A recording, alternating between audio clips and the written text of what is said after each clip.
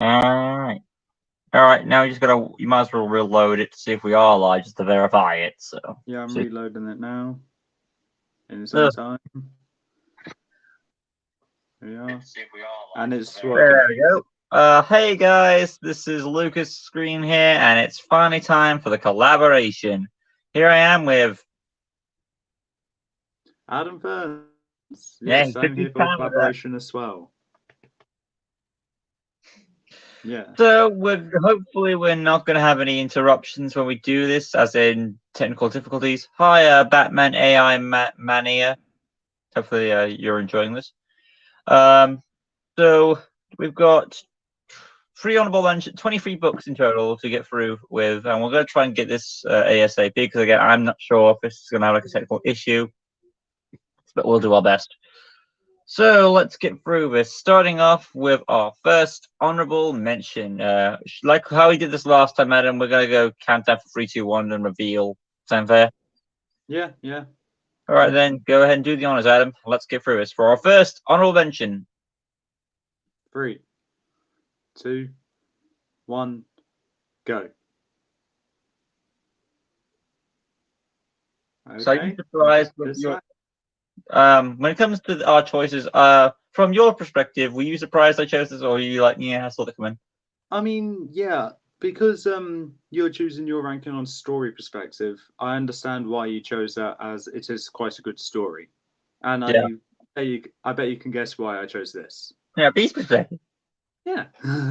That's what we agree with. Well, to a certain degree. I mean, there are some that I've chosen that, like, that's just such a cool thing, a cool creature. So I'll put on the list, but and I've had to think it's story perspective as well.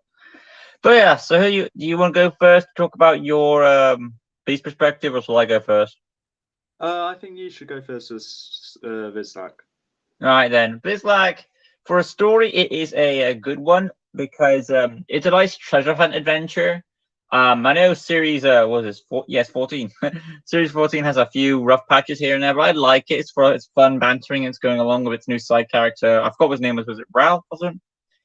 I forgot what the side character was called, but he had a good foil to our heroes. Talking about. Yeah, and the worst part, I think the weak part about it is that he didn't learn his lesson or something. But I did enjoy the story of him trying to go on this quest, trying to find treasure and deal with this little form their backsides and work their way through this beast. I thought it was a nice, fun adventure. So it gave me a soft spot. So that's why I put it on the list. Okay, and for Coron being here, because I'm going along with how well it did on Battle of the Beast as well, hence why some of them are there. This one is just solely here for its abilities, being all over the place with sharp claws, poisonous fangs, and a poisonous tail, as well as just being incredibly agile, and it looks terrifying. As you That's do. pretty much it. Moving on to our second place. So my three honorable mentions are like least third is like second place than first place. You get the idea. So I'm assuming the same as with yours. Mine is in order I reviewed them on my channel. All right. So this is my second best honorable mention. Here we go. Do the countdown. 3, 2, 1, go. Oh, I'm actually really upset about that. Story perspective. Well, I'll get to that again. I mean, there's so many good books in Beast Quest. You can't blame me. Yeah, I can't blame you. I'm just glad it appeared, but still, come on. I know you're gonna rank it. I mean, think out. You say, remember, Adam, you're judging on a Beast perspective. I have different motivations, so take those into account. Yeah. So, Ray, it is I think I went first last time, so it's your turn this time. Yeah. Noxilla's here because I have a very large fondness for birds, and Noxilla's a bird, as pretty obvious. But you have a large fondness for snakes and centaurs too. Yes. I like how unique her ability is with the tar on her wings, because it's an ability we haven't seen before and we haven't seen again yet. And it starts out as just a mediocre book to me, but after it's excelling and going rather far in Battle of the Beast, I was like, that's actually a good beast. I'm going to have it higher. It's now my favorite Series 10. Really? Best of Series 10, huh? Yeah. Okay. And that was the start. All right then. Raksha. Me and Raksha had an interesting history, as I've told the story of where I got the book, apparently from eBay, from a guy who stole it from the library. Nice one there. You really got to get those Beast Quest books. Really got to get them for the sake of stealing them. Got it. But yeah, Raksha is a good story, no question about it. I feel this is one of those stories where it puts Tom on his toes because the villain in this was it Capra, I believe. Hi, Roland. The villain in this, yeah, Capra. Capra, she was like 2 steps ahead of Tom. I don't mean like 1 step ahead, but she was 2 steps ahead. She had a plan building up with this beast. She had like not just people captured, but the beast captured as well. She threw him into Gorgonia. Our heroes come back. So I felt like it was a very good challenge putting Tom on his toes there. And of course, there's the obviously the beast Raksha is a powerful badass, kicking things with all those powers, and a Chimera type beast made from different creatures. Always a win from the first original 6, I believe. Yeah. And also being one of the beasts that's into the next round of Battle of the Beasts. So, Indeed, it is. Yeah. So, is that both of us talked about honorable mention number 2? Yeah, moving on to number 3 now. Our first, my first spot for honorable mentions. You any guesses what it could be? I don't know, because I know you like a fair amount of books. I would like it to be topics, but that's a bit biased on my end. Well, it's a book I've talked about, praised before. You should know what it is. Should. You praised lots of books. I don't want it to be Koba. I want Koba to actually be in the top 20. Right then, let's get on with it then. Who's going first? After the countdown. Any guess what mine is? There's a lot of books. That's the problem. Okay. Is it a series book? Maybe. Oh, okay. Let's make it fair. The last book I'm going to reveal is a special. That's all giveaway. My last one's a special as well. All right, then. Let's do this. Do the countdown. 3, 2, 1. You're going to have Kyrax, aren't you? No? Okay. Well, I'm supposed to have Crash Core. I mean, yeah, Ferret too, but Crash Core is a good beast. I know Crash Core is a good beast, but we'll get to it when you finish your story on Ferric. Oh boy, Ferric, as you know, you knew was going to show up on my list at some point or another. It's this low, but I have explanation for that later. But yeah, so obviously with Ferric, I enjoy this story. It's got a great, it's a nice pressured story arc for Tom, because like we do see Tom with these type of story arcs where he's pressured, but I feel like this is one of the more better handled ones. Ellen doesn't get much to do, but she does get a nice bit of development to put her character forward. Then you've got the villain, Ferric, and yeah, Petra's kind of the villain, but then Ferric takes over, and then he's the villain, and that makes him more of a well-rounded character. And when he has his henchman, Sam, he retains his noble stakes, and that is an interesting flaw because, like, the beast is like, we will work together and we'll take over. So it makes it very interesting on a story perspective, I find. And it takes I think doesn't Petra have to help him out in order to beat him? I believe. I believe so, yeah. So it is an interesting foil. It's like they took the Beast Quest formula and sort of twisted it around a bit. Like it would be like normally Petra would wake up a beast, try and stop Tom, but this gets a little twist around. Petra makes a beast, it backfires, and then she has to work to all heroes to stop it. And it's a nice step into her development, which is wrapped up. I think her development, like her change to where she realizes she's a good guy, is in Kyrax. Do you agree with that? I would say that was one of the few hints of Petra being an anti-hero. The first one was in Series 9, but that was probably the second one. I felt Kyrax was the one where she changed because it's like she was there at his bedside, so that's why I felt like the change was done. Yeah. Right then, so that's my thoughts on Ferric.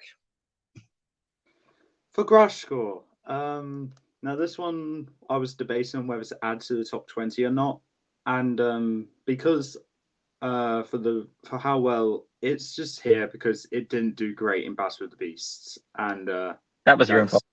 That is my fault. Yeah. It is probably the most dedicated beast that I've read, and I'll happily say that it is the most dedicated. It's willing to die and take its base down just to kill Tom, which is quite impressive and dedicated. I wouldn't know any other beast that would do that. And I just like the fact that its fight in the book was an aerial battle and also a destructive land battle. So that was something that I really enjoyed. It used its head like a hammer. Right, well said. Well, now we're officially on our top 20. Oh, God. This is going to be fun. All right, so I need to get the first one of my partner falling off the bed. There, I got it. So, a lot of books. A lot of books. All right, let's go with it then. The countdown for number 20. 3, 2, 1, go. We're going for dragons. We both got flying beasts. So. Well, technically, Wardock is a wyvern, but close enough. So, I would, let's see. I went first last time, I believe. Yeah. So, yeah, right. Go for it. Well, if any of you read this book, you're not surprised to see it on the list at all, because it can, when it, like, if it destroys itself, it can just build itself back together like rock can. And I see it as a better version of rock, but a more fragile version at the same time. It's also like has some of Furno's abilities, which is breathe out fire and fly.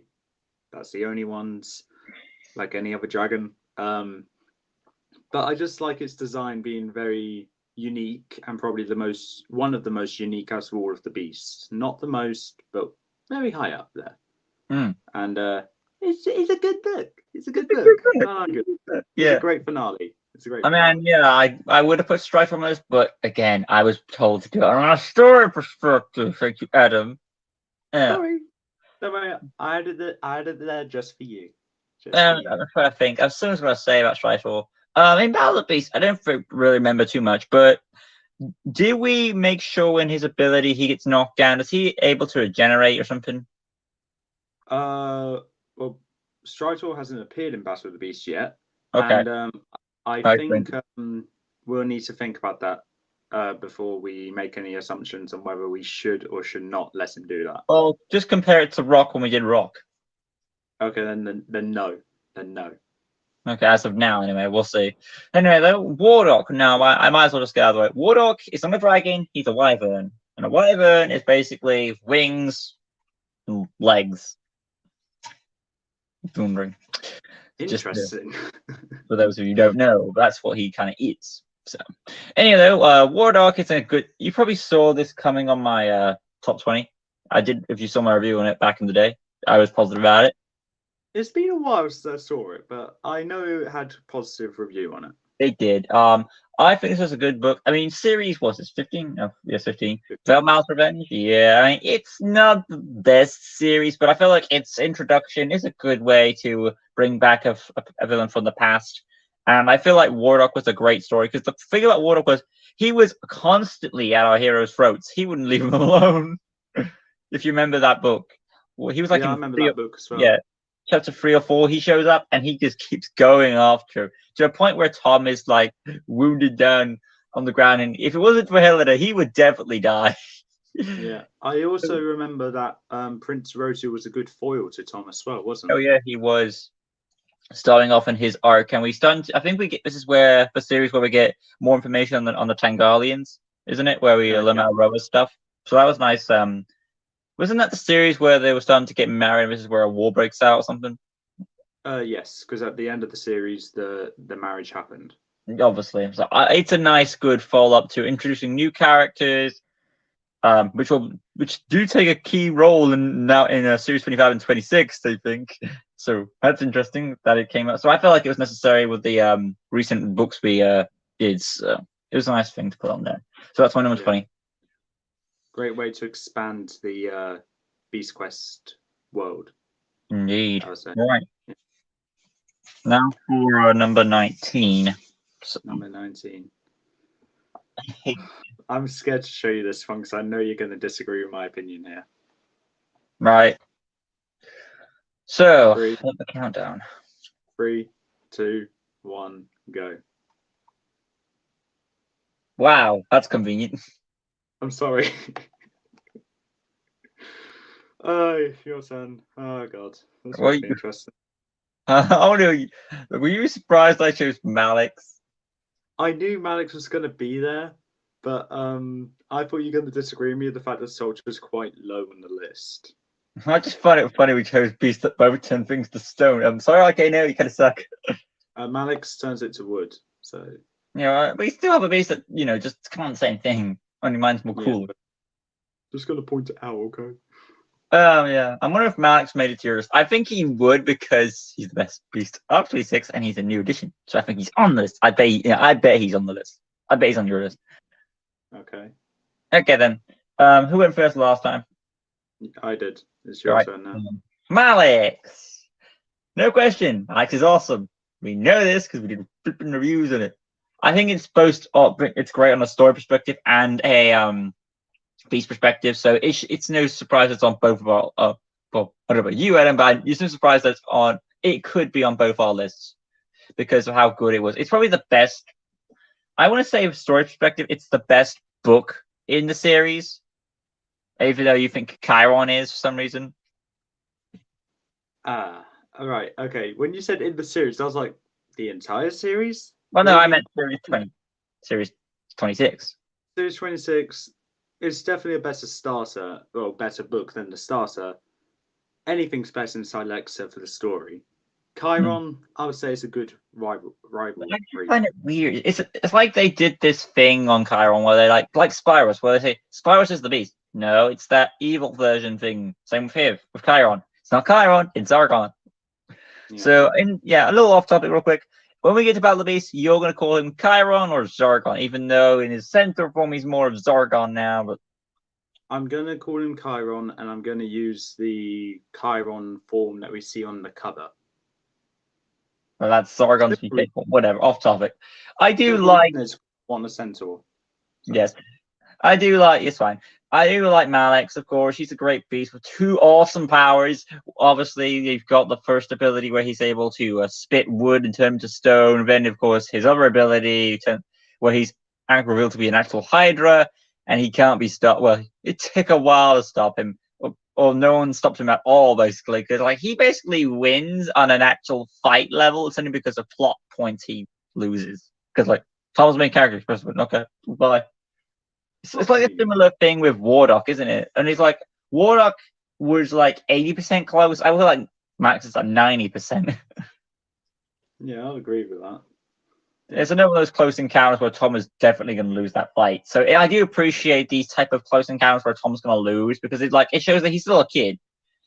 I would like to see him age up a bit, but with a story perspective from a better version of Technos and a nice follow-up through the story of 26, it does raise the stakes and makes you want to read more.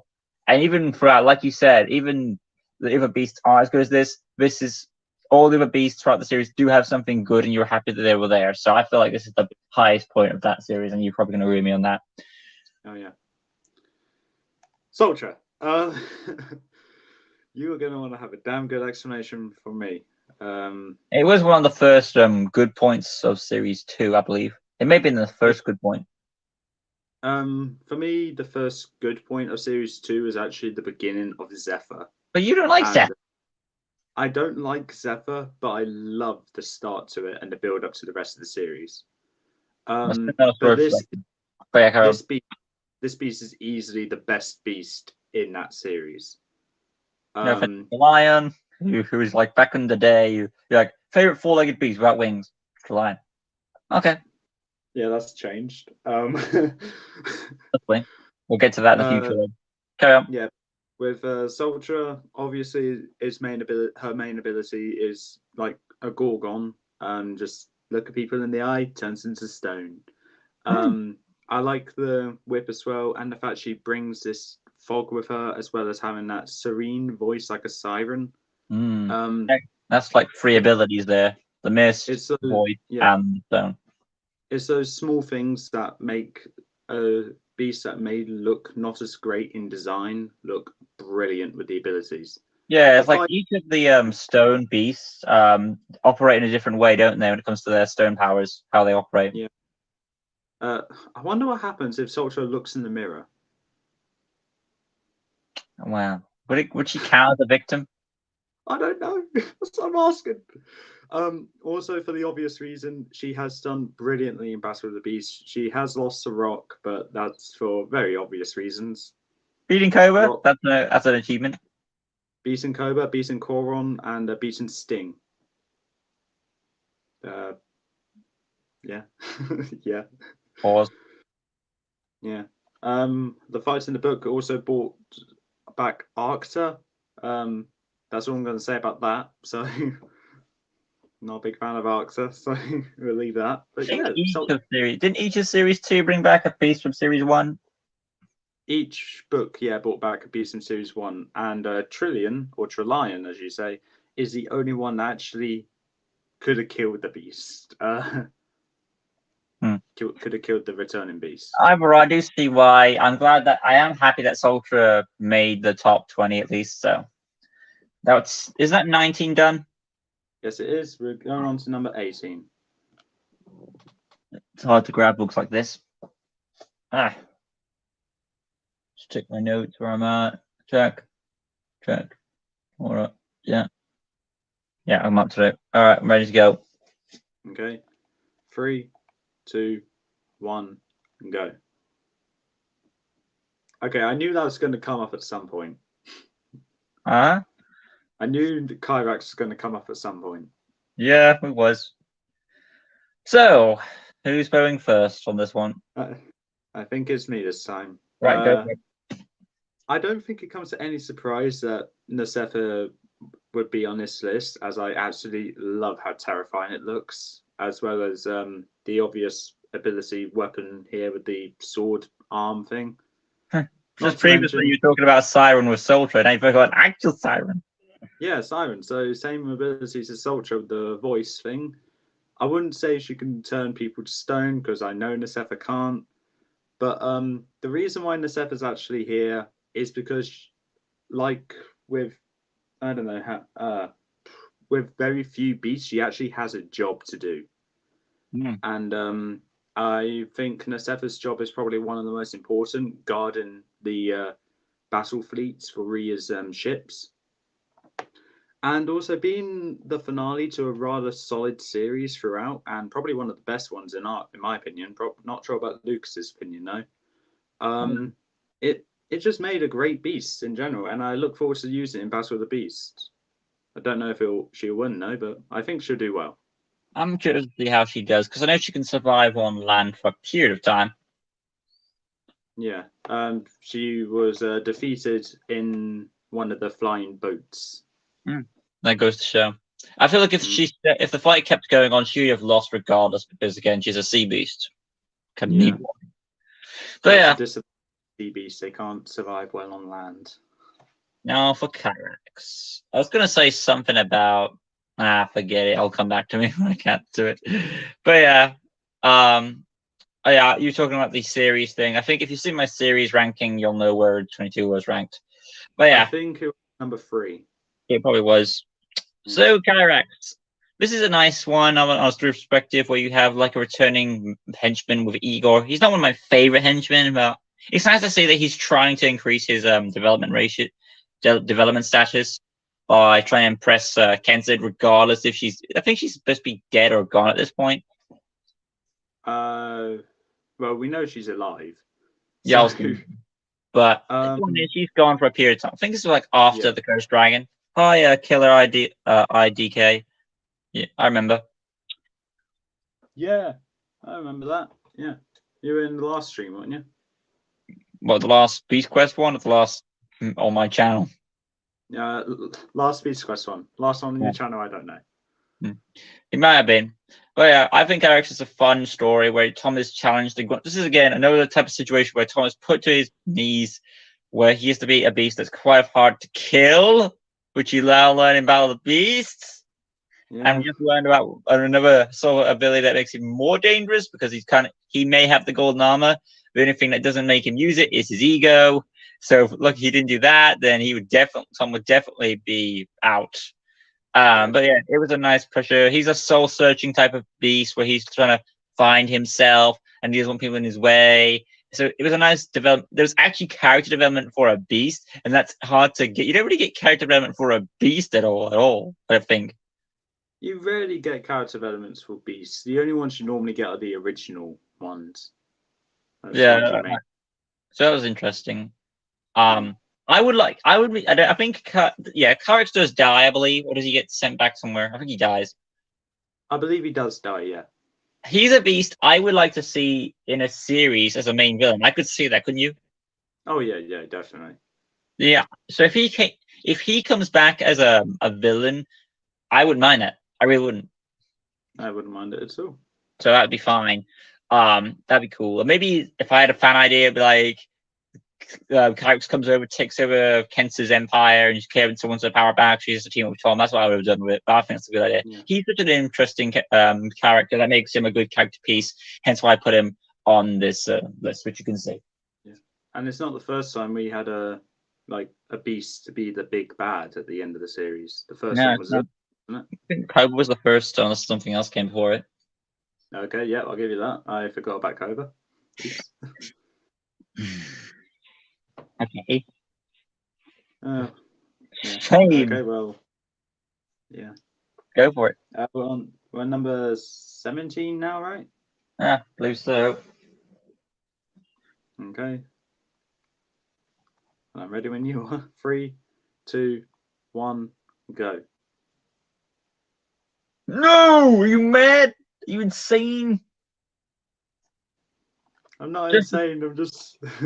You were scared to show that book, probably. You were scared. Be happy that Silver actually appeared on the list. Well, he should. That's why. Yeah. Huh. So, who's going first? I think it's me this time. Yeah. Well, this is the best. This is the easy explanation why ever. Yeah, Fiddle should be on this list. Let's respect it because nostalgia. Because if you don't put, I mean, look, even in popularity, even in Beast Quest, everywhere you go, you see his icon on pretty much everything. Most logos, on trucks, on comic books and shirts like that. He's on much stuff like that. So it is. He makes a little cameo in What's New Scooby-Doo as the Glassboro Dragon. Oh, that'd be awesome there. There is a few differences on the design. Now, to be fair, like, in a way, when you look at Furno, he kind of has that wyvern design because he has wings and legs, but no feet there. But I see him a dragon more than that because he's got that dragon face, not black as one. But of course, it's the starting story for Tom. It's where you introduce to the characters. It does give you that nice feel and allure that draws you into Beast Quest. If it wasn't for this book, we wouldn't be reading Beast Quest, would we? Yeah, this first story is done for me. I'm done. So it is a nice. It's kind of got. I ever seen Wizard of Oz? No, but I have seen a fair amount of it. Basically, the formula there was like Dorothy comes across characters across her journey until she finds the thing she's supposed to find, and then they work together and beat the thing. And that's the type of formula that Tom finds a bunch of characters along his journey, gets their help to kind of take down this beast, and then it progresses nicely. So it starts with that Beast Quest formula, which is a nice callback. And regardless what you say, Furno should be on this list. Well, in my opinion, he should be, because if you don't, it's a nostalgic. If it wasn't for Furno, there wouldn't be a series in the first place. So, honorable mention. Well, not honorable mention. He should be on this list, and he's my 17th spot. Story. Yeah, I agree. Furno should be on the list, and rightfully so. Deserves to be there. Now for Silver. I think the story outweighs the beast here, and it's no surprise there. That's what you were doing from his perspective. Yeah, I'm doing it on the beast perspective, but that's why you were upset with Silver not being as high as you wanted it to be. Okay, if it was a story perspective, where would you put it? On a story perspective, I would put it a bit higher, but right. I'm not really sure. It is on a beast perspective. I would say it's a different. What's the word I'm looking for? Like change, where like someone's turned into a beast compared to Okawa and Krokle. It's just like a more enraged version of Silver. Yeah, and this one, like Okawa and Krokle, this one had an attachment to the main character. Gamer. Interdimensional gamer. I feel like I should know that one. Oh, that's Reese. Oh, hi, Reese. Of course I know. So hey, so yeah, design-wise, obviously very terrifying. Abilities, nothing to write home about, but quite good as well. And of course, we know how well it did in Battle of the Beasts. Oh yeah, I remember what happened. Up until round 3, anyway. So good stuff there. Move on. It's still a great beast. Indeed. I did 17 Hi, on Reese, 16 you now. right? Yeah, 16. I got it. Next book, Yeah, we're on 16 now. Yep. 3, 2, 1, go. Wow, that's just. We were so close to a match. I know. That's why I was laughing when you revealed Furno. So. And I'm assuming that your reasons for. I'm assuming your beast reasons are either nostalgia or it's actually a good fight. How are you both doing? I'm doing fine, thank you. I'm doing all right as well. Just been cooped up inside my house, so like Who's going first this time? I think it's me this time. Go for it. Okay, obviously here for nostalgia. Has one of the most unique abilities, being able to disguise itself as a rock. That is another thing that boosts it up. But the thing that really boosts it up is the fact it's third place in Battle of the Beast, the original series. And it deserves to be that high because it did absolutely phenomenal. I can't say the word about well, but yeah, it did that great. It did brilliant. That's why I put it in 16th spot, and obviously great starts to the series as well. I'm just swearing Cold War Zombies. I don't have a life. Aww. Well, all the best for you. Neither do we. Right then, Epos the Flamebearer, another Series 1B. I mean, I get like Furno.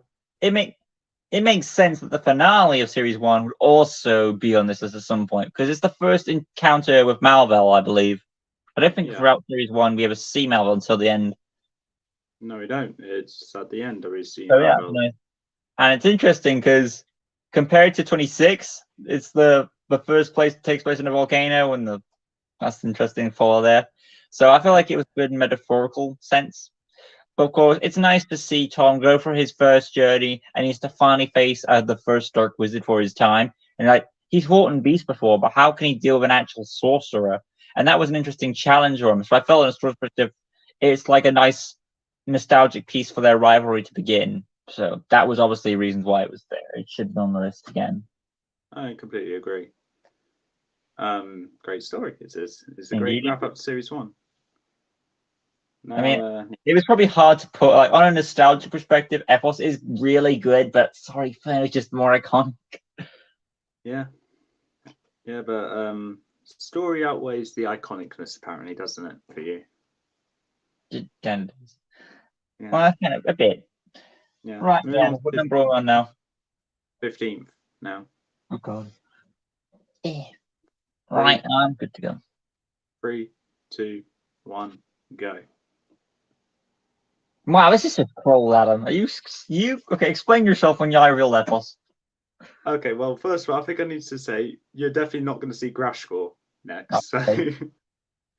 So, Epos, as you said, the finale has to be on this series. I bet, like, when I reveal Epos, you'll disappoint again. Yeah, I was just dying of laughter. I was like, mate, it was quite funny. It's like you knew what I was going to do next. I didn't really know. Epos is here because it didn't do brilliant in Battle of the Beast. It lost in round 1. But it's here for the simple reason I love Phoenixes. Its abilities are all brilliant, what you would expect of a Phoenix, but ignoring that.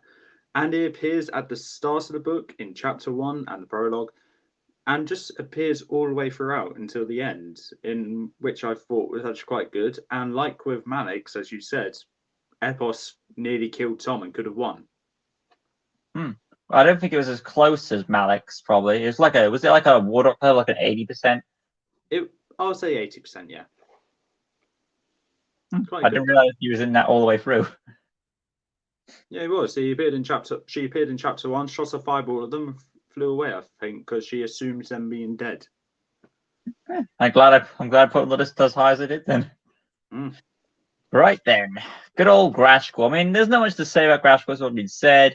On a beast perspective, it makes sense. On a story perspective, it makes sense as well.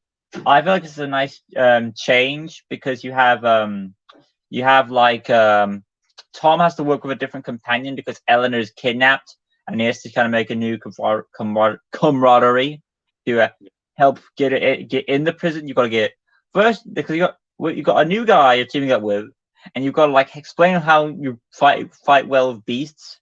One has to provide distraction, the other one has to go inside the prison and then rescue her and then get out, and then Grashko starts to rebel and tries to get out of the prison. Like he starts to go after the prisoners, and he's like, "This is my chance to get out." He thinks, but it's actually not after all that. So I feel like it's like a constant going and going of the story, where the whole prison comes down. You can see why it's on both our lists, obviously on a story, and of course a beast level. Yeah, and I'm very confident in saying that you're not going to have this be something I'm about to pull up. Probably not. So go for it. 14th place revealing. You ready? Yep. Yeah, I'm ready. 3, 2, 1, go. Yeah. I've got all the good ones on my list. Yeah, that's your opinion. Of course you have all the good ones. It's your opinion. Crashcore, I mean Zirkin, Epos, Ferno, Kyrax, Malix. And okay, that Wardock isn't questionable, but so far, you wouldn't disagree with any of those. I wouldn't disagree with any of them. They're all great in story perspective wise, especially Zirkin. Zirkin ended very well. Right then, who's doing it first? Your turn, I believe. Right. So Zirkin or Exaton, obviously a great beast, very intelligent. He was like like Cobra and throughout other main villains, and Kyrax in a certain way. He's the main villain, and of course he is probably one of the. I want to say he's probably the most intelligent of the beasts so far. I may be wrong with that. I would say so. Yeah, I'm sure there's one we're forgetting, but he probably is. But obviously, King Angel of Fate, we never saw it coming. We're stupid idiots. The whole title thing, the Shape Stealer. Yeah, I remember that time. That was a weird experience. We're idiots. But yeah, so he was a great villain going throughout, very deceiving. He's one of the beasts who actually is able to destroy the golden armor throughout his deception. That's his greatest weapon. And then when the truth is revealed, obviously we're idiots. And then, of course, all of the characters have been playing a role throughout. So it's a big mess, and Tom has to do all his power to put all the pieces together and fix things right. So obviously, Zirkin had to be up here for an overarching story, and as well his own wrapping up that arc. I thought it was just phenomenal. I was just blind, like, come on. Yeah, like you, I'm embarrassed that we didn't figure that out earlier, and we're both in/near our 20s, and we didn't figure that out. It's in the title as well, so that's just embarrassing. Now, Balisk is here for the simple reason, no one likes it, and I constantly feel like I have to defend it because it's absolutely brilliant in design. I don't mind it. I absolutely love it. It did very well in Battle of the Beast, made it further than I'm pretty sure anyone would have predicted, and lost where it should have lost to Torpix. And considering that the winner had to beat this beast, I think that's a pretty good sign to say this beast could have had a chance in winning. It probably would have lost to Rock, but still. Moving on. I just like its ability. The fact it could split itself in two, one of it flying, one of it swimming. And also I like its gills on its fins being rather sharp and deadly. I'm also not a big fan that Sanpeo at the end of the book said, "That's only my weakest beast. I got that's my argument too. I hate the fact that he just did not use his powers when he had the chance. He completely disregarded this beast being one of the most awesome and also the best Series 8. The only thing good he did with this beast is he made a wise choice keeping. If it's such a good beast as you say it is, then it's a good thing he kept it as the guard for his ship. Oh yeah, definitely. Yeah, that was one good point about Sanpeo on that strategy. Yeah, and Tom killed Balisk in the way that any person should, if there's two Balisks, make them collide into each other. Right then, that is what spot are we on now? 1, 2, 3, 4, 5, 6, 13? 7, 8, 10, 11, 12, 13. Yeah, this is 13th now. Going down. Right, I've got mine ready. Okay, I got mine. 3, 2, 1, go. I mean, I knew Soldier was going to appear there, but Right, so who's going first this time? yeah. Amictus, I can't bring up Battle of the Beast here because Amictus lost in the first round, like Epos did. Actually, the battle right after Epos as well. Battle number 5, lost to Vespic. I think if I was to redo that, Amictus may have won due to the fact she can actually camouflage in with the greenery. So that was a mistake on my part. Oops. But that is the main reason why I like her, because she actually has the ability to camouflage into the background. Not to mention her scythe-like claws and the fact she comes back in, I believe it was, oh god, which one it was? It was series 12. Kajin. She comes back in Kajin. I got it there in the end. Just made me go like, wow, this beast is brilliant. I love it. I want to see more of it. We're not anymore. But Well, we're past the old age. This is one of the few beasts I would just reread just because I love it. Plus, there's I believe it's Amictus' children that stole Tom's shield at some point throughout this book. I know Vespic's on this list now. Thanks for giving me that. You have Amictus there, and I know Vespic is a more loved beast, so therefore I know Vespic is on this list now. Okay. It's that feeling you just gave it away. Obviously, Stultra. No surprise. Yeah, I knew. Obviously, on a story perspective, Sultra would be on this list regardless, because it's the first point where Tom gets a more of an emotional arc. It just takes place on his birthday, I believe, and he gets his compass. Yeah. For the first time, his compass locating device. I don't think he used that in modern day Beast Quest now, does he? He hasn't used it since Series 18 when he said he wouldn't use it for the Trial of Heroes as it's cheating, then Emilia uses it. So wow, that's it. They finally dropped some sort of cool device. But for it. I do like this place. It takes place in Erenel, Tom's home village, which makes it personal for him. His family's in danger. He has to go rescue them, and it has a different tone for a change. It's the first beast where you felt a bit different.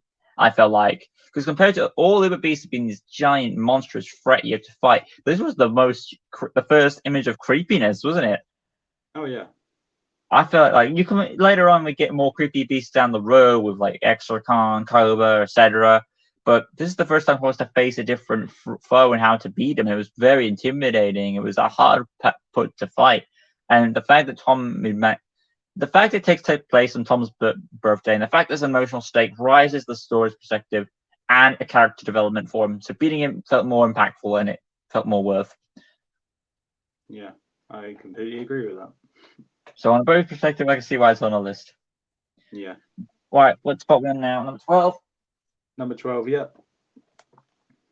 3, 2, 1, go. I'm upset now. I'm upset. You said that before. Yeah, I know. I know Morax is probably number 1. I've had to guess. I want to say it's a number 1 for you. Well, I have a good guess which one will be a number 1 for you, and I already You already know. I've already revealed it.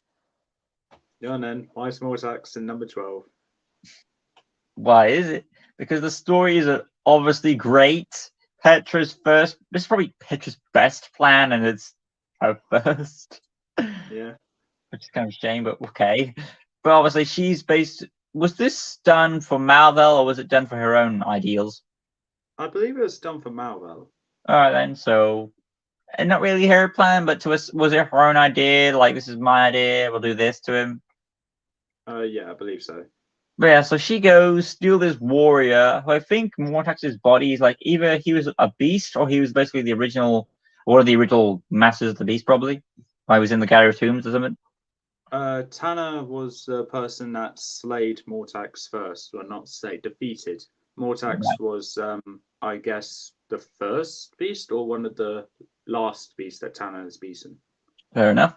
And obviously you've got him going around. He takes. I thought Mortax took some powers from Tom, but I guess I was wrong with that theory. But I know he takes doesn't he take the 6 beasts and he has to fight them? Oh, that's what it was. He takes them to this arena. He has to he mind controls the beasts, and he has to. Mortax becomes basically that villain where he sits on his butt until he's needed to do. So in a way, he kind of takes over as the main villain because Petra's just there taunting, really. And then Eleanor gets hypnotized at some point.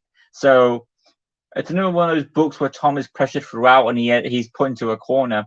Where it's another close on counter victory. I wouldn't say it's a close on counter to like Wardock. So maybe a 70% of then the tables get turned, and that's where it gets interesting. So it's just a non-stop pressurizing adventure for Tom where the stakes get higher, the good beasts are involved, his friends turn, Petra's there taunting him, more attacks comes down, the scythe, just non-stop. Brilliant. Now, Malix, I bet you liked it.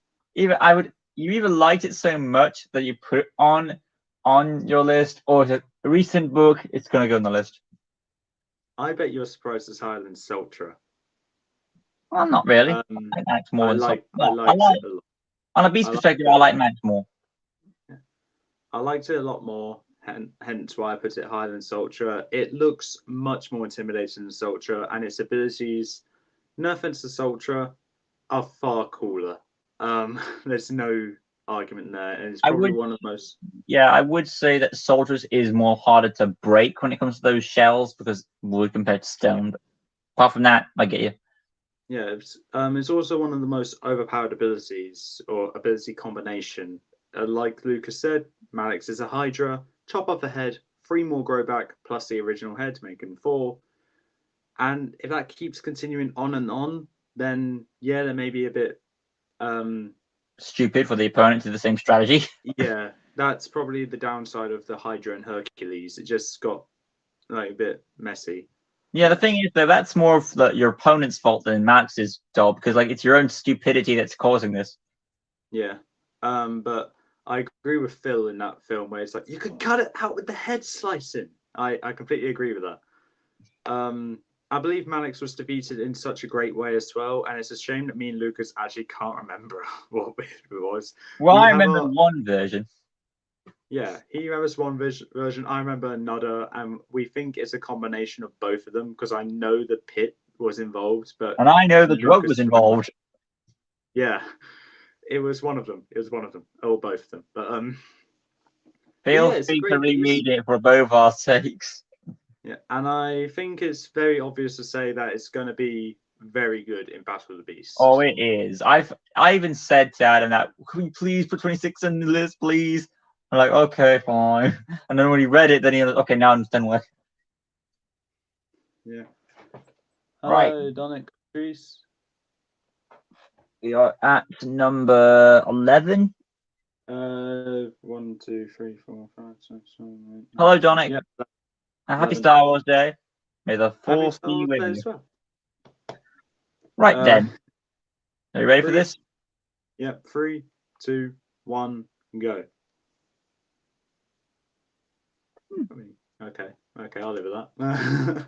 You have a blue covered snake beast too with Falco. No surprise for you. Falco's a stone beast. A snake beast, I said. Yeah, snake beast. Blue book with a snake beast line. I had Vizlac. Technically, the first snake beast to appear on this list, but from my viewpoint, the second, because I can't hide Malix as a snake beast because I'm not counting a section for Hydra, considering it was shown to be in the shape of a snake. And just add on, there's only gonna be one. Yeah, well, the thing is, in Hercules, he had a one head too, and you still consider him a Hydra. Yeah, but the difference is with that Hydra though, they had like a big blobby body like Naga does. Like I explained in Battle of the Beasts, okay. Falco was here for the simple reason I absolutely love its design, and as people may know, I love snakes. And I like its color combination of red and black as well. Probably one of my favorites. Shame I'm not wearing it today. I don't know what happened to red and black, but green and black's the new thing now. And it's doing really good in Battle of the Beast, and it's in round 3. So that's very good, and I hope to see it go further in Battle of the Beast. Mm. And now we have Cobra. Haha, probably the first villain beast in Beast Quest that we get. First introduced in Vermok, I believe. It depends. Would you count the Knights of Forton as villains? Well, you have to ask yourself, were they acting separately, or were they acting on Malvel's orders? I like to think they were acting separately. You say so. But yeah. Pillars the first. So Cobra, obviously, he's one of those villains where, like Sultra, you're intimidated by him, but he's more of a twisting your mind and twisting your perceptions on things. Of his doesn't he do illusions and stuff? Pretty sure he does. Illusion. Yeah. So he's able to trick your mind and warp things around. He was able to lure Tom to the dark side, which is nice foreshadowing to what's to come. So overall, I feel like Cobra is like that. I want to say a temporary devil on his shoulders type character. So I feel like he's that level of good, and the fact that he has so many abilities, it proved that he was obviously a good beast in Battle of the Beast as well. On a story and beast level, there's no sense about it why Cobra is on this list. Yeah, I agree. So we're down to the top 10 now, aren't we? Yes. Dun dun dun dun. Okay, let's kick off the top 10 with 3, 2, 1, go. I knew you were going to add Tecton there. Oh god, I don't know. Why did you know so badly I was going to put Tecton at number 10? Because Tecton had a good story, and I know you've been talking of how good it is, and I think I know the key point why it's there. The obvious reasons are obvious. Go on then, explain. Please. Hi, Christian Wayne. Welcome. Still carrying this book series. But yeah, Tecton. So obviously, this is like, I feel like this is the series where Beast Quest was going to end originally. Makes sense. Yeah. Maybe I feel like this is the time, like, this is our last straw.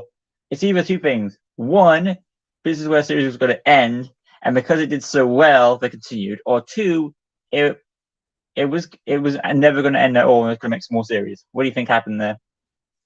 I like to think it was the original idea for a finale, but as it did so well, they were like, let's make 3 more. End on series 13. Yeah, that'd be good.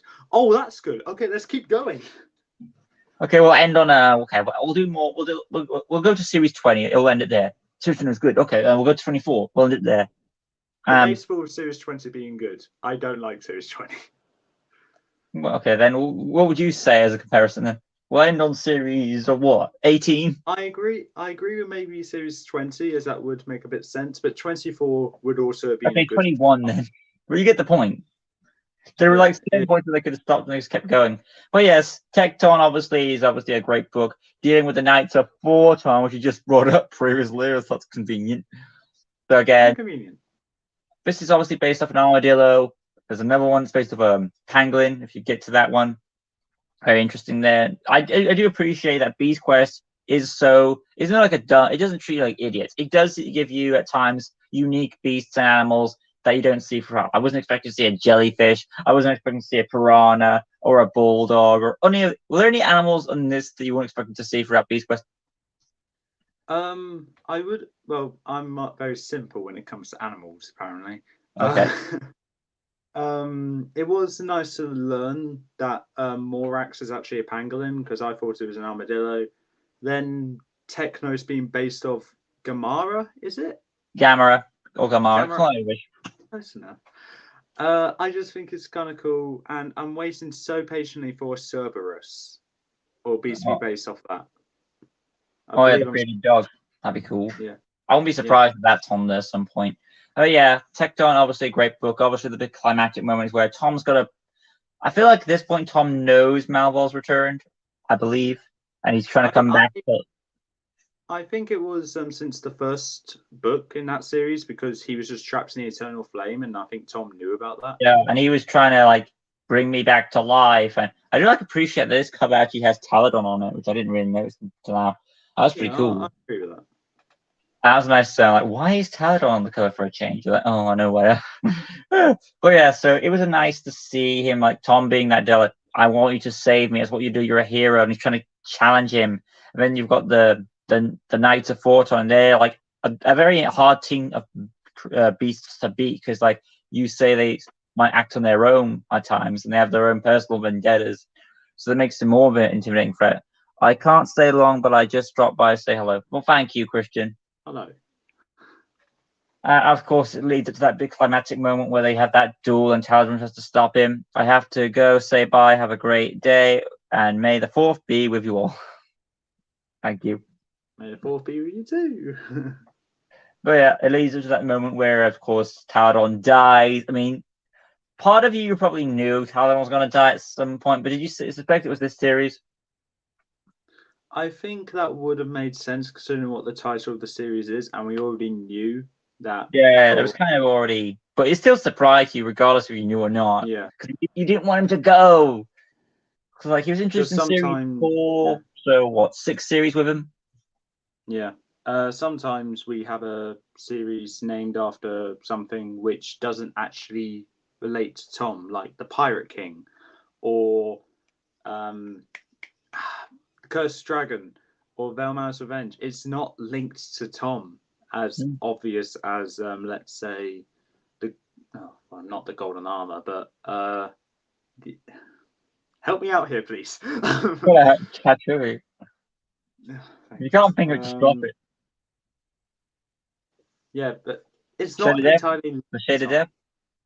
Shaded to an extent. I love my first line I said in the Shade of Death review as well. I might not be alive tomorrow because the Shade of Death is green. But yeah, overall, Tecton is a great story. And even though he loses his father, I believe after his father dies, that's when the armor's transferred to Tom. Yeah. And he feels sad about it. He finally gets the golden armor for keeps, but like it doesn't feel right. And he goes yeah, he wants to kill the knight for what he did, but he comes to his senses and does the right thing, and that leads on to other things. So it's a great book. It leads to, I know I'm not really supposed to be talking about the story, but I need to say it. It leads to some interesting parts in Doomskull. I will say that. Because the image of Tom actually threatening someone who, like a servant, I believe, that is around his age, is stuck in my mind. Because I'm like, I do not know this guy anymore. What's he doing? It was such a great end, and I would not be surprised if Doomskull be on your list as well. It doesn't. Right, moving on. Zircon. That's my number 10. Are you talking about him on a beast level as in overall, or like overall the series, or just his book? For Zircon or Doomskull? Zircon. I'm talking about Beast. 100% Beast. I was wondering where Doomskull came from. Okay. Yeah, I said Doomskull because you were just talking about Texan. So yeah. So Zircon is here for a simple reason. Obviously, it's probably the most intelligent beast we've seen in Beast Quest, probably for a while. Probably going to be for a while as well. Some have been technically appearing in the first book of this series, being Querzal, and just making a name for himself as someone else. And I'm not sure about Lucas, but I figured out that Zircon was the big bad in book 3, when we should have figured out in book 2. That's when the grave was revealed. But his abilities are. You said you didn't figure out who Zircon was until book 4 when his book came around. I didn't figure out till the end of book 3. Yeah. But yeah, I would say great abilities, especially the shapeshifting one and the high intellect. That is an ability I'm going to count. And even though it's not really of a physical fighter like, let's say, Cobra or Krokol is, I think it, as is very well known, brains overpowers brawn. And I think this is going to be a very good competitor in Battle of the Beast. I can't tell how well it will do, but I like to think it will do good. Right. How well do you think it will do? I'm looking forward to it. Okay, number 9. Ready? Yeah. You want to do the countdown? 3, 3, 3. I knew it's going to be on the list. I'm just glad we got finales here. Doomskull, and of course Vespic. I knew Vespic was on the list at some point because of your love for the thing. I was surprised, I guess, Doomskull be on the list because I thought Doomskull was your favorite of Series 10. So yeah, that would make sense. I mean, it's a follow-up, so it has to be.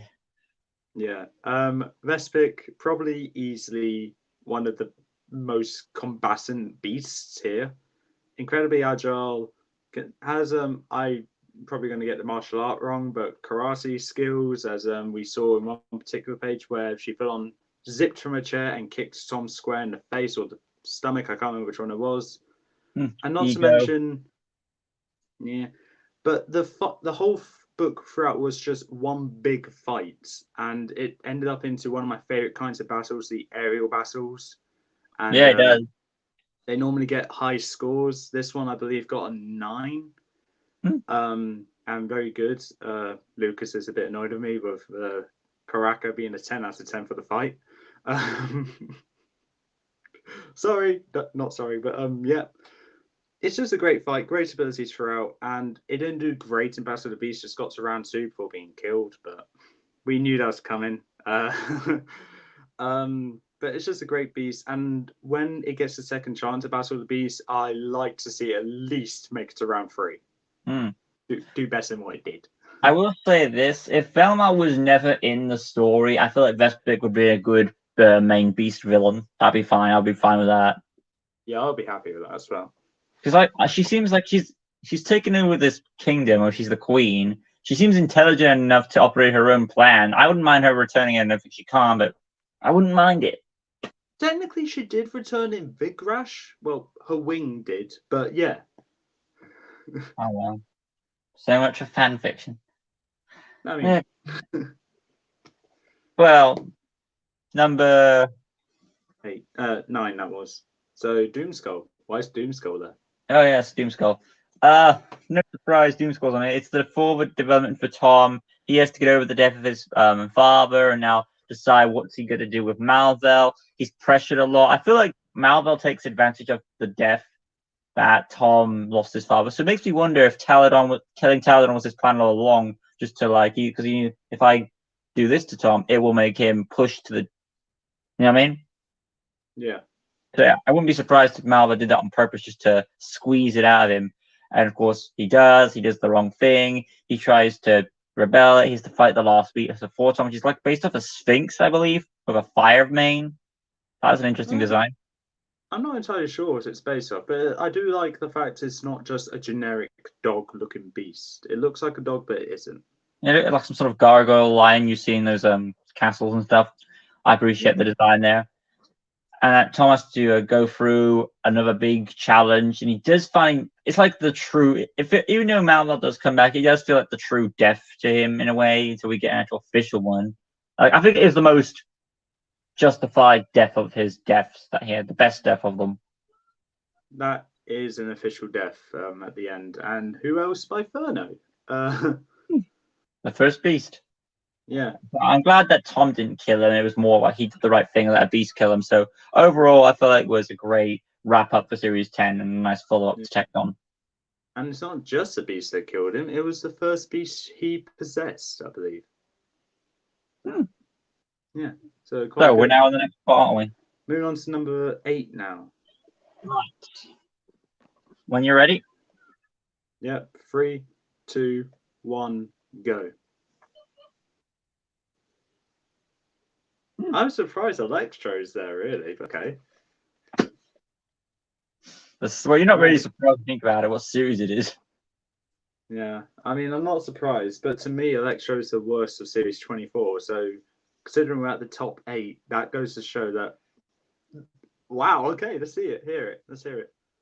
Electro is the start of a great series on a story level where we have, of course, Tom, corrupted by Rhea, to join the dark side. Okay, thank you for Star Wars joke. How And of course, convenient for that. yes, how convenient. And of course, now Tom is a villain. We finally get our fan fiction complete for all those fans. Ellen is now the lead. She's teaming up with Daltech to go up against this giant electro bird, and Tom's doing this for his own dark. It's like taking a dark version of Tom. We've come across dark versions of Tom before with Nemeko and other characters like this. It's kind of like Sam or something like that, where Tom's now rejecting all what the people have done for him, and he sees him as a tool, so he does his own thing. So it's a nice foil, and that he's trying to beat beasts, I think, to prove something to himself. I think it's just to get the blood from them, because I believe that's how the finale is done. That's what Rhea wants him to do. So you think he's just doing this because Rhea tells him to? I think so, yeah. Okay, for his own ideals. But Tom does get his own bits where he does try to turn against Rhea, but just can't do it though for some reason. Yeah, Fishy probably saw that coming too. But overall, I feel like Electro is a great, intro to the series with that whole change. That we finally got certain elements we wanted. We finally got a giant electric. Well, a skeleton bird is something that you could see some fans wanting from Beast Quest. Tom as the not the main villain, but the henchman in a way, kind of makes him more of an interesting character. Like you give Eleanor something to do at least and focus on other characters, which makes you happy as well, and Daltech as well. So it makes sense. Yeah, I completely agree. Choose 24 is a great series, and I believe was number 2 for our series rankings for both of us. Yes. Move on. Yeah. So, the walking death machine, as I call it, Peterix the Winged Slicer. I'm pretty sure what I call it kind of resembles why it's here. Yep. It's, like I said, a death machine with deadly tail, deadly claws, deadly wings, deadly teeth, deadly everything. Even a deadly nose. Probably not that one. But I think it's just up here because I love the entire fight with it, and the fact that it brings back the original Master of the Beast and his friends and their beast companions. So we got Epos, which is Firepost, the return of Falco, Nera, and I keep forgetting this other one's name, Golkian, I think. Those are the other beasts. Yeah, those. No, I don't think we've seen them all yet. We haven't seen Nera or Golkian yet, but those are in the Chronicles of Avantia, which I still need to read.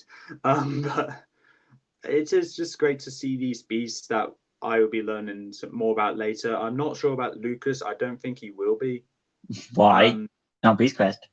Yeah, no. But if they appear as a special in the future, then obviously Lucas will read them. I'm really excited for them. And quite frankly, its design looks epic. I love it. It's one of my favorite designs when it comes to a beast. Indeed. It may look simple compared to others, but simplicity is best sometimes. Well said. Thank you. We're at number 7 now. Yeah, 7. Wow. Count away. 3, 2, 1. 2 in a row? Seriously? Okay. Okay, so I think it's my turn first. So kind of convenient that Beast from Series 7 is number 7, isn't it? No fun for that. Crystal is a good beast, I won't deny. Pressure of Crushing Terror. The runner-up to Battle with the Beasts of the original series, and a very deserving runner-up as well. Now we're going to say the elephants out of the room here, or point out the elephants in the room. Obviously, it's shown to be a sea beast due to the fins it has on its claws and the gills it has on its neck right there. I believe they're gills. Yeah, they're gills. I'll call them gills anyway. So it's obviously a sea beast, but it does brilliantly off land, which is great. And I used that to my full advantage as well due to his opponents. And the one time he does get a sea beast, I think he does anyway. I made sure that I flooded the arena, the combat arena they were in, just so Cresswell can have a fight where he's finally in his home terrain. And obviously, one of my favorite abilities is that he used his head as a hammer. May not be the most unique ability because he could shoot acid out of spikes, but it's an ability which makes me think, how does he not knock himself out? It's a great beast, and the only evil beast of Series 7, whilst the others are good. Crestor is evil. So, I believe we called this Fluger, or was it Flugger? I wasn't which Flugger with it. What was I calling it? What were you calling it anyway? I called it Fluger. Yeah, Fluger, we'll go with that then. Because Flugger sounds a bit more of a sluggy thing. But yeah, I do like the fact that, again, we get interesting beasts where we have, for the first time, we get a shrimp beast. And they could easily have made that pretty weak-headed for. But no, it's one of those constant beasts. It's like, just leave me the flip alone. I can't stand you right now. And he just keeps going after him. And then, of course, you get, and it's like you're starting to each. Rio wants the beast destroyed so she can get this blood to revive this even powerful beast. Kind of like what Malva was trying to do in a certain way. And it's like he wants to resurrect an army, and she wants to resurrect this one powerful beast that's able to destroy kingdoms. Malva was trying to. It was 21, wasn't it? Yeah, it was. So would you have an army of beasts destroy a kingdom, or would you have one beast that can destroy kingdoms? I'd rather have the god of all beasts being Kroko than an army. So it's basically a better version of Series 21 then, isn't it? Yeah. And I think there's no argument there. It obviously is. It is. So obviously, it's interesting enough. Daltek, of all characters, is the one to kick this beast butt. I wasn't expecting that. Oh yeah, it was, wasn't it? It was. Yeah, I forgot. Yeah. Developed for other characters as and I'll just say this right off the bat. I should have said this in the first book, but we actually get, it's a nice little off-topic thing, but they put Tom in these fights, but they give him his original color scheme. So they put him in the covers, but it's original color scheme. And they're trying to they do it well, but they're hiding the fact that Tom's turned to the dark side really well, even in the covers. I do appreciate that. Yeah. So it was a nice trick there, and it's just a great series. And more development for Eleanor trying to get through to Tom. I think she just tried to talk to him, and he breaks it a bit, and then he goes back to his evil ways, I believe. Yeah, I think so. Yeah. And our heroes are left in a pit. So it left someone in the dark. Now we're stuck in a hole. So yeah, it's a good wrap up, I would say, from Electra to Fluger there. Yeah, right, we're on number 6 now. I have a good guess what your number 6 is now. Right, now for number 6. Are you ready? 3, 2, 1, go. How did I guess? Obviously, it's Morax. Gee, I wonder what the next book is. Yeah, I wonder as well what the next book will be. I mean, you won't deny what the whole series is probably on. The whole series is brilliant, I'll be honest. And it's your turn to explain. Your turn to explain first. Morax, the Pangolin beast.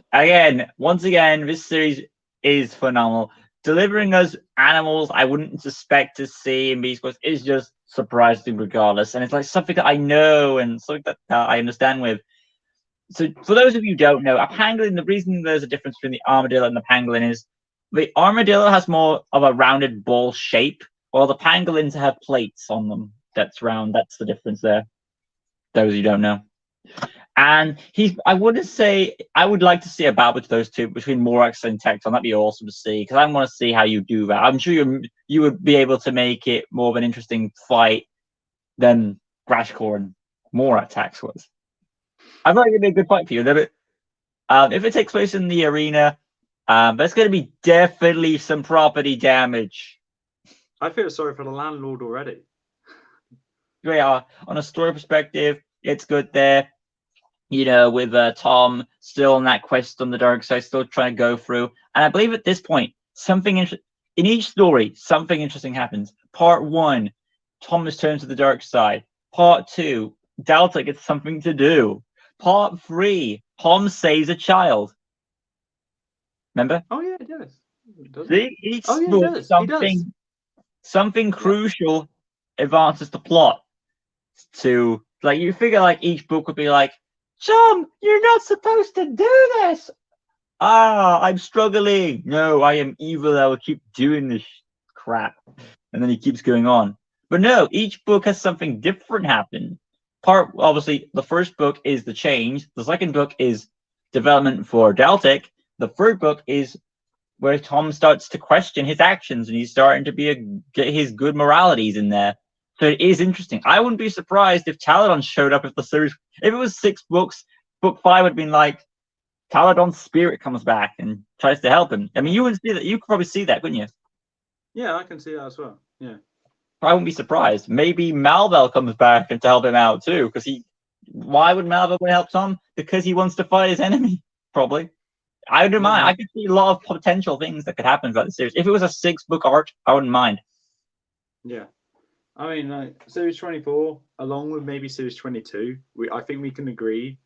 If we had to pick 2 seasons to have 6 books, those 2 would be our choices.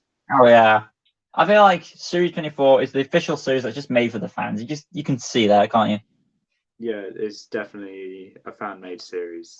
You said it when talking about it as well. I did. Yeah. Anyway, moving on to my number 6, Raksha, the Mirror Demon. I knew this one in the list, obviously, because I think out of the big 3 that are these type of beasts, where you have Morax and Grashkor and Raksha, he's probably your second favorite. I'm not going to say anything. I want to say he is. Raksha is, I believe, the only beast in any of my reviews to get a 10 out of 10 for design. Chimera. So obviously, I had to put it up here. It's, as Lucas said, a Chimera, and it's absolutely brilliant. Its abilities, it takes Tom's shield tokens, as we can see, and uses them for himself, and builds up fireballs in his hands, which I overused the ability on when he was going against Jakara and Rivera, but Rivera was an easy win for him. And now his next opponent in Battle of the Beast. Woo! But it will be an interesting battle. I'm not going to say obviously, but you know. Yeah, and I believe, if I'm correct, Raksha got the highest total score out of any of the beasts, because I believe I gave the fight a 9 or a 10, because for the sole reason it went from Avantia to Gorgonia to Avantia, because we've never had a battle that goes from one realm to another and then back. The abilities, the abilities are definitely the weakest point, and that's nothing to be ashamed of. And as we said, made it through to round 3 and has a very interesting opponent coming up, so you look forward to that. Oh yes, indeed. Oh boy. No question what my next one is at this point. So we're at number 5 now. I mean, you can be happy that Crokle made it to 5. The question is, what's my number 5? Indeed. Since we already know what mine is, I'm just going to reveal it automatically because you already know it. So we're just going to start away with. What? Was that? Yay! Wait. When exactly did you realize? Oh my god, we're going to get a tie. When Fluga came up. Right. That's why you're so happy. We finally got a tie. So since we're talking about this at the same time. Can I just point out, I find it ironic the fact that we can't get the same book ranking for the specials when there's 24, but when there's over 150 books to choose from, we get a match. That's very unlikely. I mean, it was all thanks to all Series 24 being there and kind of helped out. Yeah, I didn't have any of my Series 24 beasts there because unfortunately they're great, but they're not the best. So, who's going first this time? I believe it's my turn now. Go for it then. Beast perspective. Now, I think okay, I need to be careful what I say because I don't want to take the words out of Lucas's mouth, but it's probably going to be I don't mind. Okay, well, basically, the main reason why it's the best of Series 24 for me and Lucas is that the beast is Tom. Well, in a way. Yeah. Like with Silver, this beast had an emotional attachment to the main characters of the series. Deltic gets more to do, and the abilities and fights and everything made it absolutely brilliant. And I don't know what score I gave this for the Beast View, which is one of my biggest regrets. But that, along with the total scores of the others, made it the best score for a series I had. And with a 84 or 85% completion of max points, that's quite good considering Series 13 got 83%. Yeah, so there's nothing to be ashamed of. And I believe at the time, wasn't at the time 24 your best series when it was done? 24 is and was and still is the best series there. And I think it's probably because I got more generous with the point scoring there. So when we get to Series 27, I may need to be a bit stricter.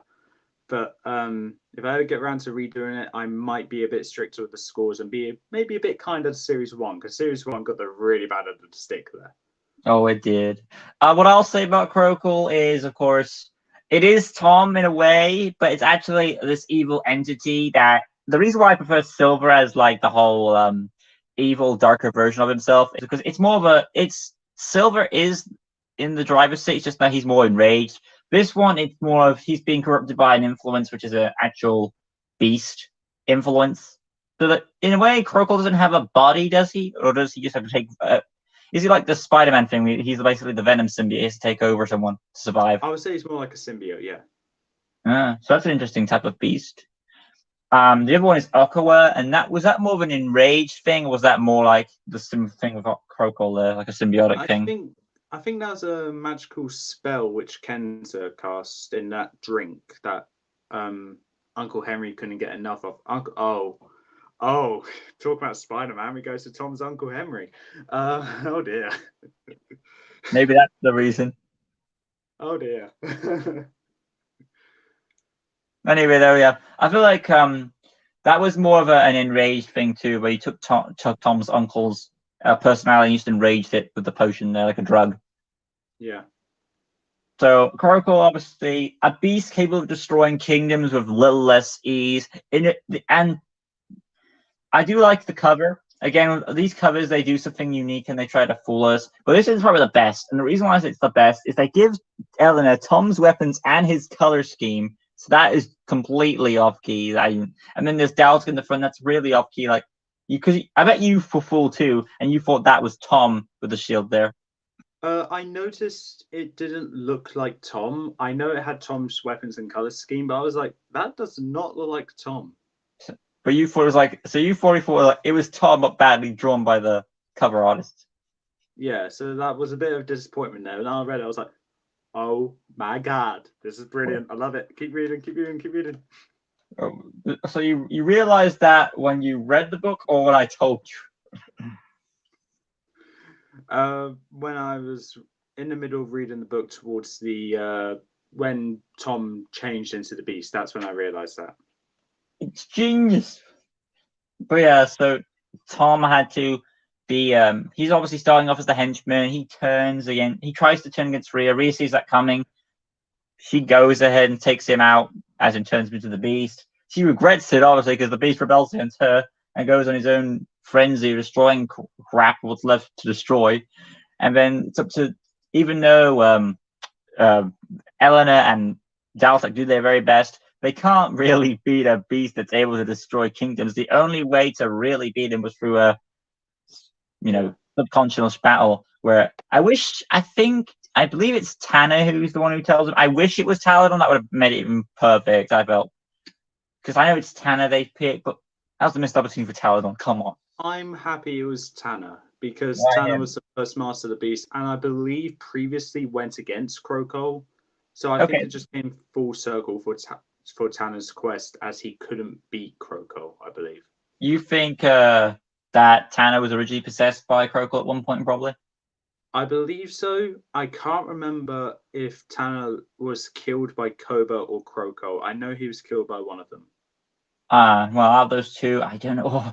Who would you... That's just hard to choose, like, who should be the rightful murderer of the original Master. That's just hard choosing. I would say Crokle, as it kind of felt like it came full circle for his arc in that series. And then he was left to the torture of Cobra then, basically. Yeah.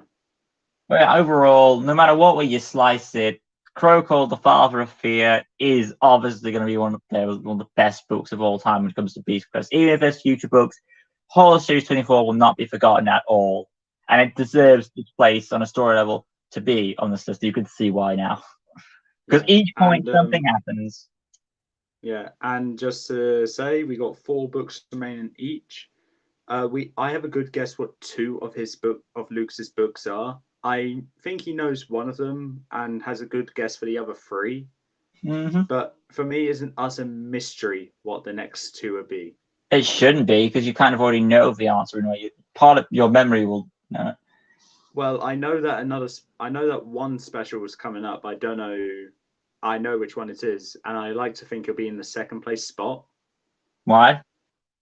Because it's a great story. But 2nd place, okay. Did you say 2nd? Yeah, because I know which one is your favorite. You said it multiple times to me. I think I have a good guess which one it is. Anyway, 4th place. 3, 2, 1, go. Tremor. Okay. Wow. The other series. Well, I know Series 5 is your favorite series, meaning I think I know what 3rd place is now.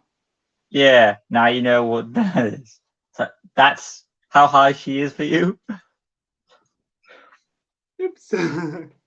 Sorry. You know I done the first series. I like Series 5, but not as much as you do. I know. Just like how I like Series 13, but you don't like it as much as I do.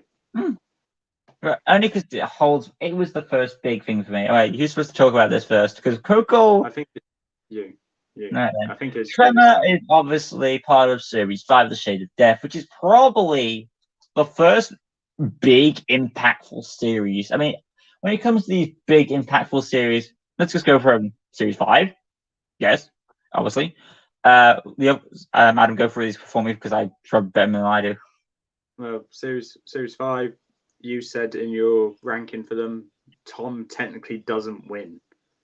1 is 10, obviously. Yeah, Series 10, 13. Impactful. Series 13, yeah. Would you count 18 as one? It's a lesser version, but I would count it. Sure, we'll go 18. 20 or 21 as you might as well say as a duo because it's like 5 and 6. Well, to be fair, 21 was the final end to Malvel, which was combined there. Even though 5 and 6 was a dual thing, but I felt like the first half was better than the second, in my personal opinion. Sorry, Best Pick.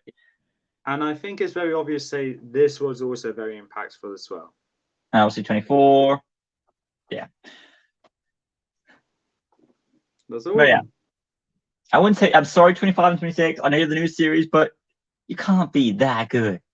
It don't feel as impactful. Series 23 is also impactful for an emotional point. But yeah, you can tell when there's a good series going on.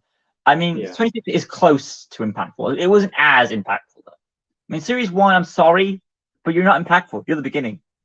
Yeah, it's just setting up the rest of the series. And it had a good foreshadowing in Series 2. Series 2, I think we could both agree, had a great story.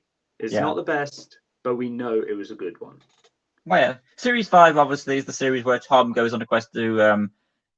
Because apparently his father is a shady dude. He doesn't want to tell him the truth. Because we need some Darth Vader shit going on here. Yeah, okay. Oh, yeah. Okay. Thank you. Thank you so much, Taladon. You really help us out. Well, yeah, so basically, that Tom goes on a quest, as you do. He gets attacked by a giant crab on his way there. Thank you. And then he gets to go for a while. I believe, when does Freya make her appearance? Hi, Batman. Oh, Manny. I didn't see him there. New comment. Read it for us, if you did. It just says hi. Okay, hi. Hi, Manny. Hi. Oh, yeah. So, when did Freya first appear?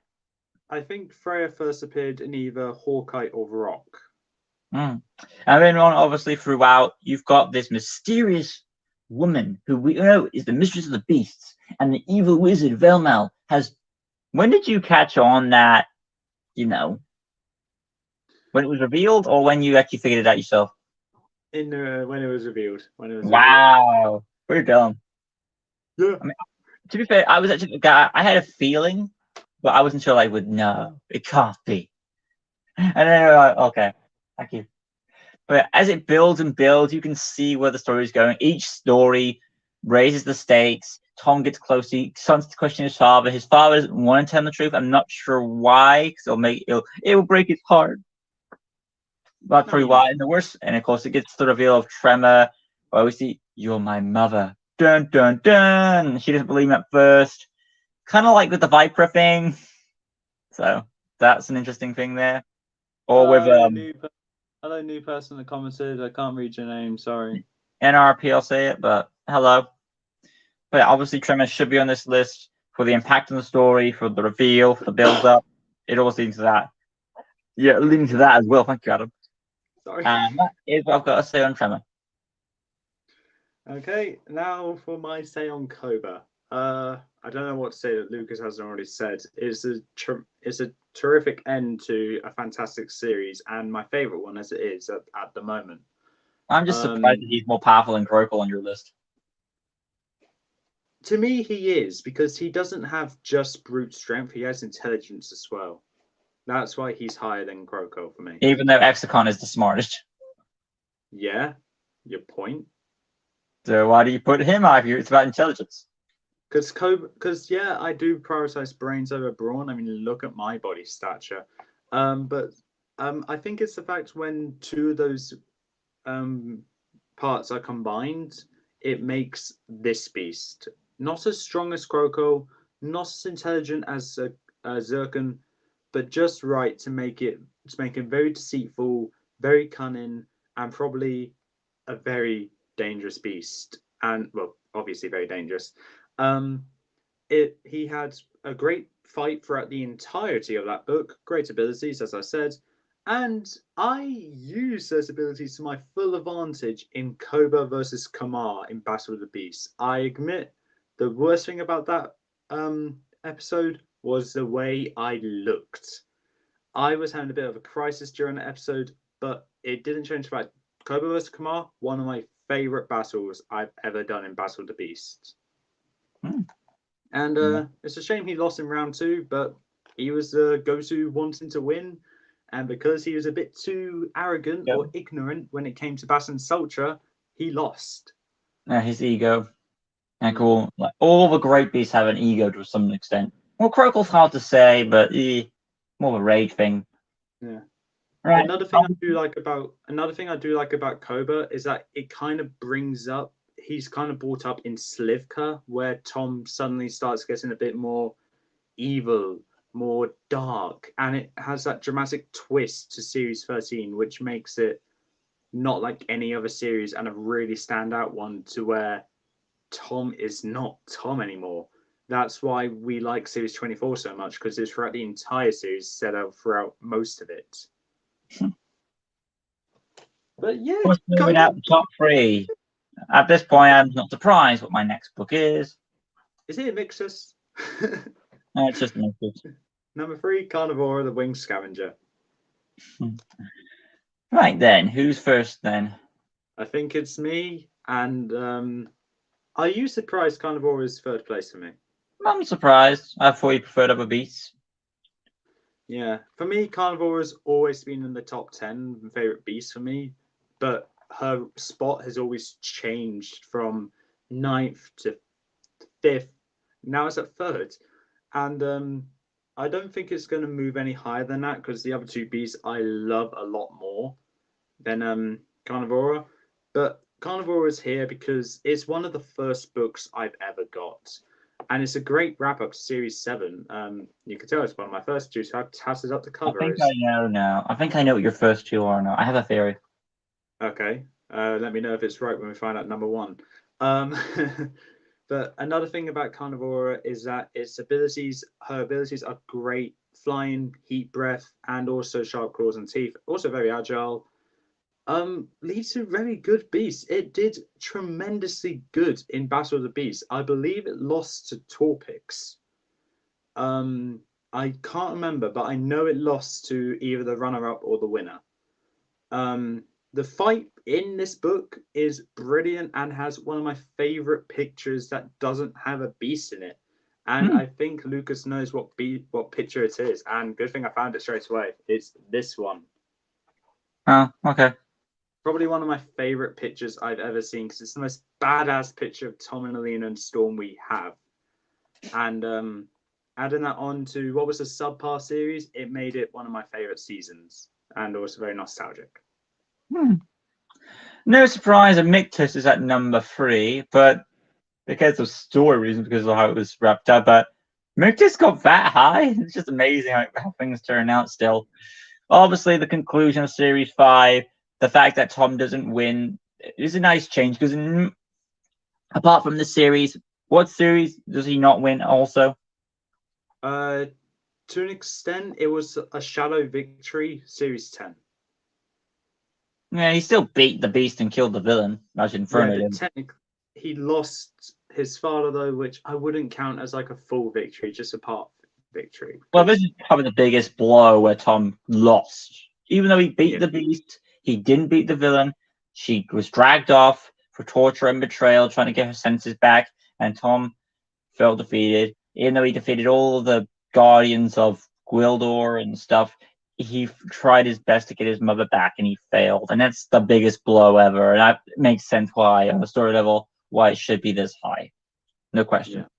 No question at all. I completely agree. I still prefer Vespic over Victus, but whatever. That's Beast. When you judge it on a story level, though, come on. Okay. So for number 2, I'm picturing the special that's remaining. What are you picturing to be my number 2? Okay, what do you think is number 1 then for me? I think your number 1 is Silver, and I think your number 2 is Chikara. Okay. What do you think my number 1 and 2 are? It's a tough choice. Number 2 is, I feel number 2 is easy to say. Number 1 is hard because it's either this. Number 2 is Torpix. Okay. That's what I'm saying. Number 1 is either Morax or your new love for Kyrax. Okay. I want to say it's Morax because your love will conquer your stats on power. We'll see. All right, then. Number 2. 3, 2, 1, go. What? I was right. Okay, that caught me off guard. Well, if you remember my specials video, I said how good Chikara was. I said it's my best. I know you said how good Chikara was, but I thought Chikara would be number 2, as Silver has more nostalgia to you. No, in my review on the specials, or in our collaboration with the specials, I said it's even better than Silver. I don't remember that. Oh yeah, because I wasn't. Oh yeah, okay. We're there. I honestly don't remember that. I'm sorry about that. But no. So they've got. You obviously know what number 1 is. So I have theories on what number 1 is, either Morax or Chiron. I want to say it's Morax for nostalgia, and I don't want it to be Kyrax because that will be like it's just newbies came up and I like it more now. But we'll see. Okay. Even though I have a good guess why is Silver your number 2? I told you why. Story Chikara outbeats him in my personal opinion. You can't deny it. Yeah, I can't deny that at all. Torpix. Okay, I think we know the elephant in the room for why it's number 2. It's your bias for snakes, Adam. No, because it won Battle of the Beasts. Oh, that's it. Was the OG winner, Battle of the Beasts. What's on the list? You got a question from Donick. Customs. When I get the chance, if I do get the chance, I will let you know when I get the chance. Okay.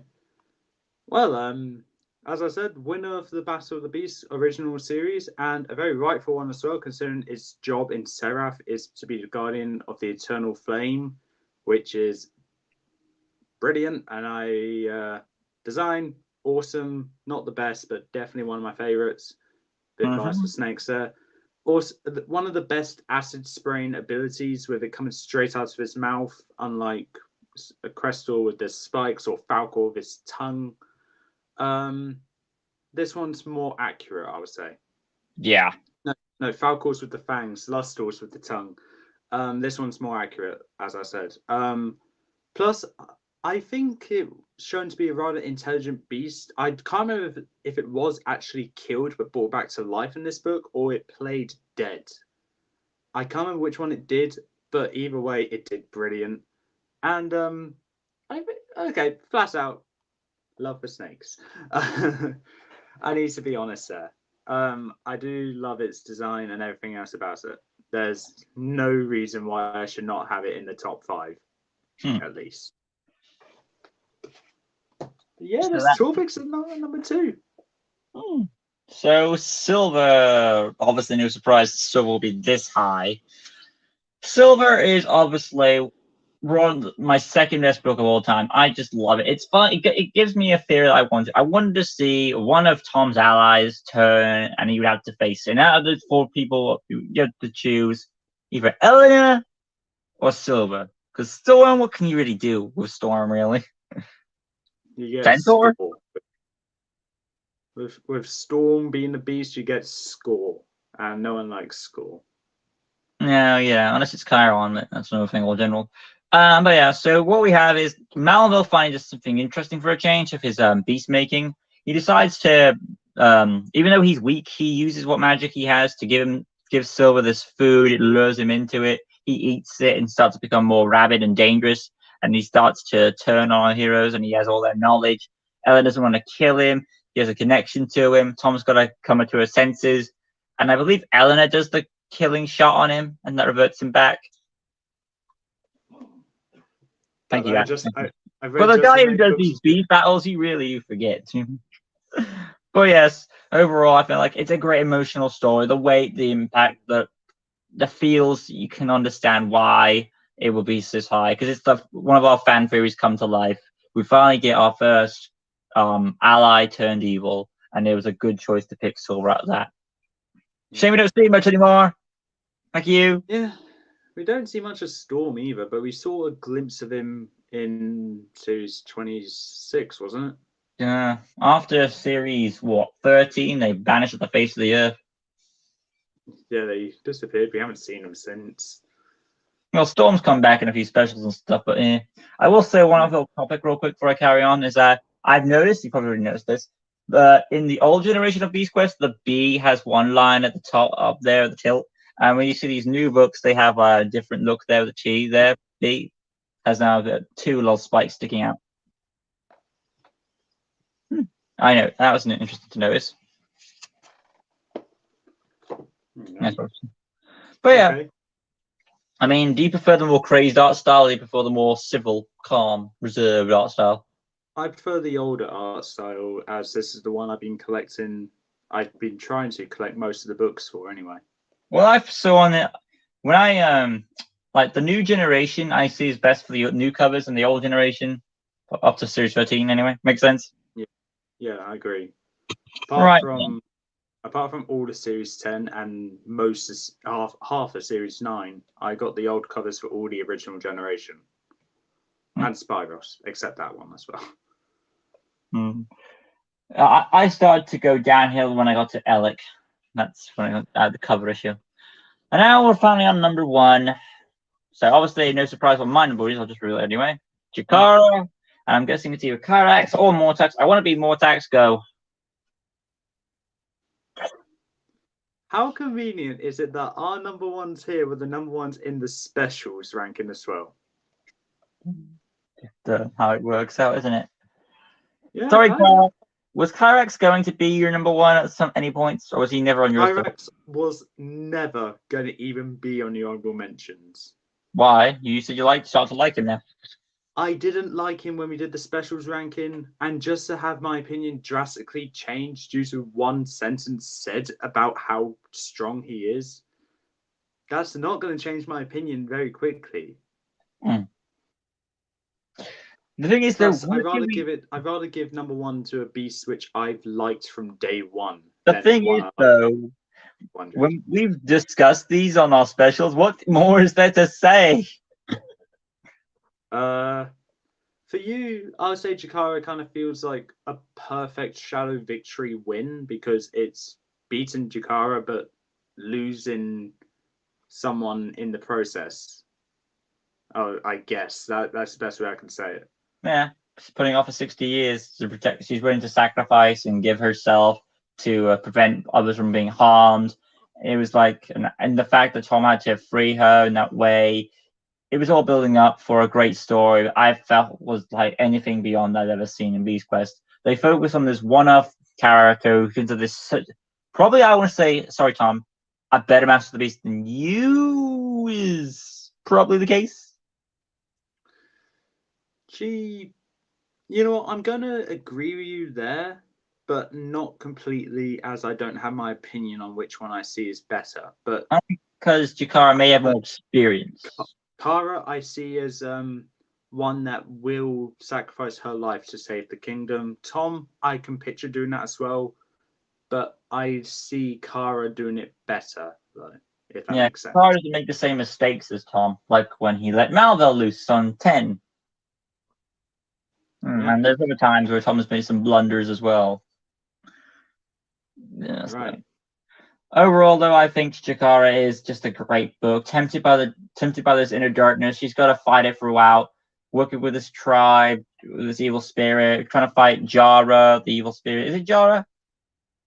I thought it was Jalka. Okay, it's Jalka then. And then, of course, I think didn't she? I feel like now I forgot how it was being. Either Tom killed her. Yeah, I remember now. Tom took her armor off, and then he struck her, and then he felt bad. Then he did the right thing. Yeah. Yeah, it was a pretty sad death, but it's just so impactful. Oh, yeah. So Chikara, my number one, no surprise. The Ghost Warrior will always be my greatest book of Beast Quest, and you can easily see why it would be number one on this idea. Yeah. And I think it's very obvious why Morax is my number one. For me, it is a dream come true for an amazing beast. Design, intimidating, references Dark Lord for Lucas, even though this one came out before Dark Lord, I believe. So technically inspiration then. I may want to talk to you about something about Dark Lord after this review. We'll get to that. Okay, but the design is absolutely terrifying, impressive as well. Plus the little exposure of the heart, his weakness there. The abilities, I think the obvious one is the scythe. I did a very, I would say this is kind of feeding my own ego here. Feeding, just like I think I did a good ending swipe for Morax versus Scalamanx, whereas Morax like you'll reap what you sow. Just slices off his head. I liked that. I honestly did like that end to that fight. Morax, as we know, is in round 3 of Battle of the Beasts. Has an interesting opponent as well. An alright opponent. I can't remember what the opponent is actually, but I know he has a good opponent. Not the worst battle of that round 3, but it's still a good one going to be. Obviously, I think we need to point out the elephant in the room here. Part 2 of this series is called Battle of the Beasts. I think that was irony. I feel like it was destiny for that to happen. That's why I love it. And also the entirety of that part was Tom versus everyone. Alina, Petra, Morax, Ferno, Sepron, Arcta, Tagus, Nanook, Epos, Storm, and Silver. That's the point. That's the point where you would shit your pants. Yeah, all in one arena, and it was Tom versus all of them. Spyros, where art thou? Yeah. The Avantian beasts have beaten each other with Ferno and Epos going down at the same time because everyone knows they're the best 2 out of all of them, even us. So, Petra just stood from the sidelines, just watched the whole thing, so she wasn't even fighting. Alina, I don't know how she was defeated, but she was taken down by Tom. Storm and Silver just wouldn't stop fighting each other, which is what you would expect from animal companions, liking but disliking each other at the same time. And Morax had the most gruesome death of any beast I've ever read. Ripped the heart out. The heart was pulled out, yep.